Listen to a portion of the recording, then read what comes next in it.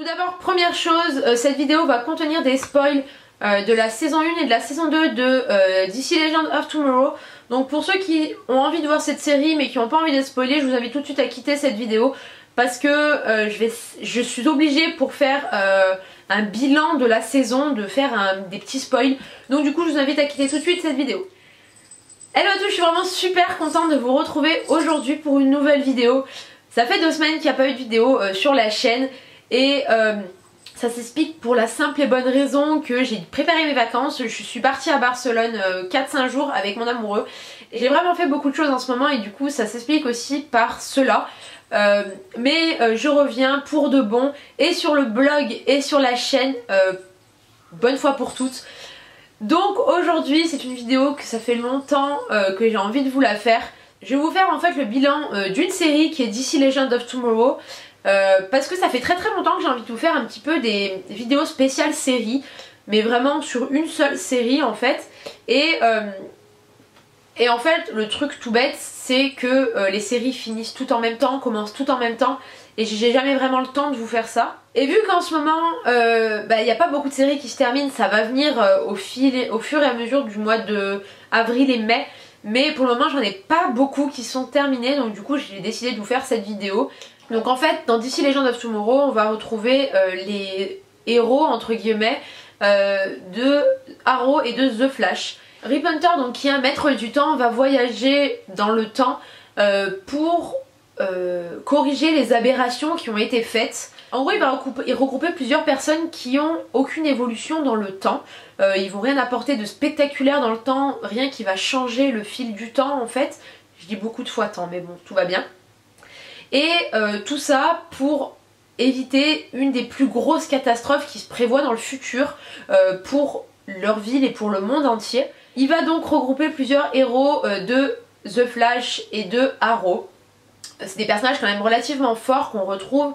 On retrouve notamment Sarah Lance, on retrouve Snarks, on retrouve Rory, si j'ai pas de bêtises. On va retrouver The Atom, on va retrouver Firestone. Enfin bref, on va retrouver vraiment plusieurs personnes assez fortes qu'on aime dans les séries si on regarde The Flash et Arrow. Je suis vraiment désolée pour la lumière qui change. Voilà, le ciel est couvert, je peux pas faire grand chose. Et voilà, donc ça c'est un petit peu le synopsis de base de la saison 1. Donc dans la saison 1 on a plein de rebondissements, plein d'actions, on va combattre le méchant qui veut tout changer dans le monde en fait, et on va vraiment se concentrer sur ce méchant là. On va vraiment voyager d'époque en époque pour essayer de le retrouver en amont et pouvoir essayer de le tuer en amont en fait. Et c'est vraiment super intéressant, les voyages dans le temps sont hyper réalistes au niveau des époques etc, c'est vraiment top en fait. Et ils vont voyager dans une espèce de navette spatiale qui permet de voyager à travers le temps et qui est quand même une technologie vraiment avancée. Donc ça leur permet de faire plein de choses à l'intérieur. Et donc voilà, je vais vous faire surtout le bilan de la saison 2 qui vient de se terminer. J'étais super contente à la fin de la saison 1 de savoir qu'elle était renouvelée pour une 2e saison. J'attendais vraiment quelque chose de fort, autant qu'on en avait eu pour la première saison, mais encore plus encore. Et au fin de compte j'ai été vraiment déçue par cette 2e saison, je sais pas ce que vous en avez pensé. Pour ceux qui regardent DC Legends of Tomorrow, n'hésitez pas à laisser dans les commentaires vos ressentis sur cette saison 2, qu'on puisse échanger là-dessus. Parce que moi je l'ai trouvée complètement fan en fait cette saison. J'ai trouvé qu'il n'y avait pas grand chose d'intéressant. J'ai trouvé que le fait de mettre les méchants de The Flash et de Arrow encore une fois là-dedans, j'ai pas trouvé ça vraiment génial, j'ai pas trouvé que c'était une très bonne idée. Parce que par exemple Malcolm Merlyn je l'ai trouvé hyper fade, je l'ai trouvé juste suiveur en fait dans cette groupe de méchants, alors que je trouve que c'est un personnage vraiment fort et vraiment poignant dans Arrow. Et là je l'ai trouvé vraiment nul, enfin pas nul dans sa prestation mais nul dans le fait que je trouvais qu'il apportait rien, c'était pas vraiment un méchant. j'ai pas trouvé qu'il apportait vraiment quelque chose. Pareil pour Damien Darhk, je trouve que du coup c'était juste les secondes mains de... comment il s'appelle, Reverse Flash, qui était lui le méchant, qui avait lui un but de battre les légendes, qui avait lui eu l'idée de battre les légendes, etc. Et du coup j'ai trouvé ces deux méchants à côté complètement fades, et j'ai trouvé ça un petit peu gnangnan en fait. L'histoire je l'ai pas trouvée, elle aurait pu être bien, on avait en fait tous les éléments pour faire une saison vraiment forte, vraiment puissante.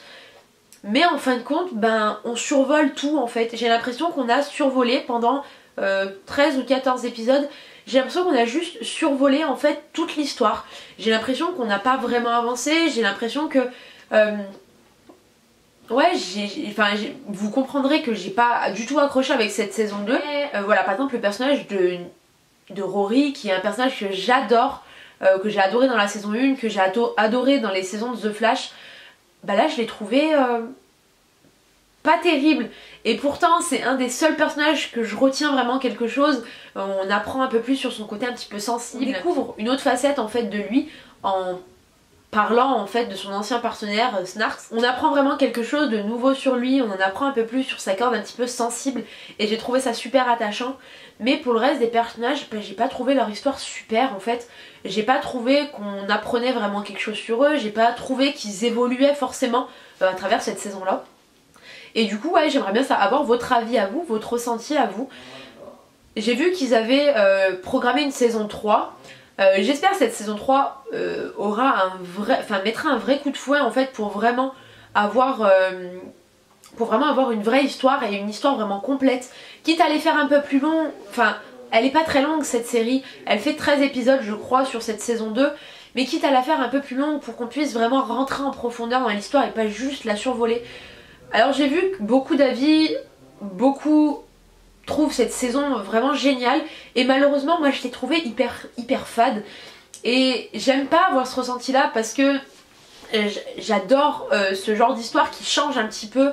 DC Legends of Tomorrow, ça change un petit peu de tout ce qu'on a pu voir ces derniers temps dans les séries, etc. On parle du voyage dans le temps, on parle du futur beaucoup, et moi c'est des sujets que j'aime vraiment bien dans les séries. Et du coup ouais, je suis un petit peu triste en fait de cette fin de saison. La fin de saison par contre elle est vraiment géniale. Pour le coup ils éveillent notre curiosité, et ça annonce vraiment quelque chose de vraiment du tonnerre. On arrive en fait sur la fin de saison où on arrive en 2017 à Los Angeles, et c'est un vrai carnage. On sait pas trop ce qui s'est passé, on sait pas vraiment ce que nos légendes ont trafiqué, mais en gros les dinosaures arrivent en 2017 à Los Angeles et ils prennent un petit peu possession de la ville. Donc qu'est-ce qui s'est passé, comment ont-ils fait ça? Et on a vraiment envie de savoir comment ils vont faire en fait pour arriver à arranger cette grosse aberration en fait qui fait que les dinosaures arrivent en 2017 quoi. C'est le truc qui n'existe pas, et donc voilà, donc ça annonce vraiment une saison 3 vraiment top. On espère qu'ils seront à la hauteur, et on espère, enfin moi personnellement j'espère qu'ils vont faire plus que survoler en fait l'histoire, cette troisième saison en fait, parce que la deuxième saison j'ai trouvé un peu fade, et comme je vous l'ai dit et que je le redis depuis le début de la vidéo, j'ai trouvé complètement cette saison hyper fade, pas intéressante, et je trouve ça vraiment dommage. Donc j'espère que la saison 3 sera bien. Donc voilà pour cette petite vidéo. N'hésitez pas à me dire si ce format vous plaît, n'hésitez pas à me dire si ça vous plaît pas aussi. Enfin je fais des vidéos pour moi mais également pour vous, donc si ça ne vous plaît pas n'hésitez pas à me le dire, surtout ne vous gênez pas. Tous les avis même négatifs sont constructifs, donc n'hésitez pas à me dire tout ça dans les commentaires, ça me ferait vraiment plaisir. N'hésitez pas à me dire également ce que vous avez pensé de cette saison 2 si vous l'avez vue. Et puis voilà. On se retrouve donc mercredi sur le blog pour un nouvel article, puisque le blog est enfin de nouveau en ligne et de nouveau opérationnel. J'aurais mis le temps mais au moins j'y serai arrivée. Et on se retrouve bien évidemment dimanche pour une nouvelle vidéo. Celle-ci est en ligne lundi, mais voilà, normalement c'est le dimanche. Donc voilà. N'hésitez pas à me dire tout ça dans les commentaires, et puis je vous fais de très gros bisous, et puis je vous dis à dimanche. Bisous.